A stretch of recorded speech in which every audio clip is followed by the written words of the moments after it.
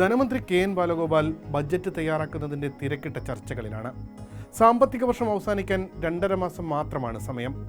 അവസാന മാസങ്ങളിൽ എല്ലാ ബില്ലുകളും ഒന്നിച്ചെത്തുന്ന രീതിയുണ്ട്. ബജറ്റിനൊപ്പം ധനമന്ത്രി ഈ പ്രതിസന്ധിയെ എങ്ങനെ മറികടക്കും? കണക്ക് ഇങ്ങനെ.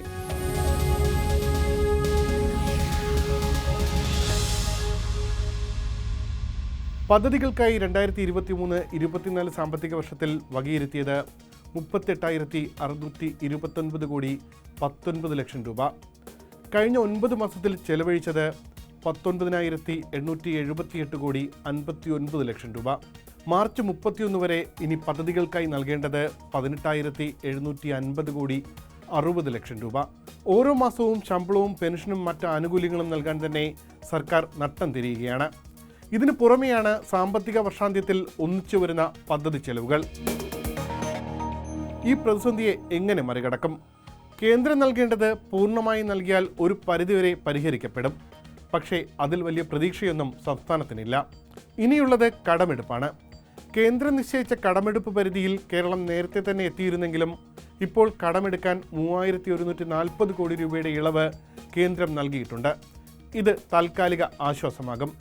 കൂടാതെ വൈദ്യുതി മേഖലയിലെ പരിഷ്കരണത്തിനായി 3,000 കോടി കൂടെ കടമെടുക്കാനാകും.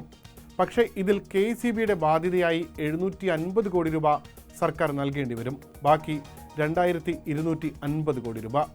ഇങ്ങനെ കടമെടുത്ത് മുഴുവൻ തുകയും പദ്ധതി ചെലവിന് നൽകിയാലും നിലവിലെ കണക്ക് പ്രകാരം 13,360 കോടി രൂപ കൂടി ധനവകുപ്പ് പദ്ധതി ചെലവിന് വേണ്ടി കണ്ടെത്തേണ്ടി വരും. ബിൽ ഡിസ്കൗണ്ടിംഗ് സിസ്റ്റം താൽക്കാലിക ആശ്വാസമാകുമെന്നാണ് ധനവകുപ്പ് വിലയിരുത്തൽ. അതായത് പൊതുമരാമത്ത്, ഇറിഗേഷൻ അടക്കമുള്ള പ്രധാന നിർമ്മാണ പദ്ധതികളുടെ ചിലവുകൾക്കായി ബാങ്കുകളുമായി സഹകരിച്ച് കരാറുകാർക്ക് ബാങ്കുകൾ ആദ്യം പണം നൽകുകയും പിന്നീട് സർക്കാർ ബാങ്കുകൾക്ക് ഈ പണം ഒന്നിച്ച് തിരികെ നൽകുകയും ചെയ്യുന്ന രീതി.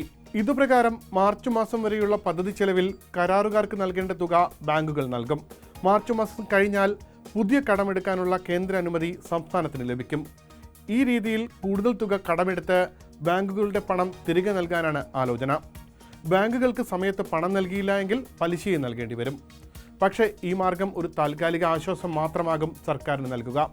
സാമ്പത്തിക സ്ഥിതി മെച്ചപ്പെട്ടില്ലെങ്കിൽ ഇതിലും ഗുരുതര പ്രതിസന്ധിയിലേക്ക് വരും വർഷങ്ങളിൽ സർക്കാരിനെ കൊണ്ടെത്തിക്കും. ഈ പറഞ്ഞവയെല്ലാം പദ്ധതി ചെലവ് മാത്രമാണ്. പക്ഷേ സർക്കാരിന് ഒഴിച്ചുകൂടാനാകാത്ത ശമ്പളം, പെൻഷൻ, ക്ഷേമ പെൻഷനുകൾ തുടങ്ങി നിരവധി ചെലവുകൾ മുന്നിലുണ്ട്.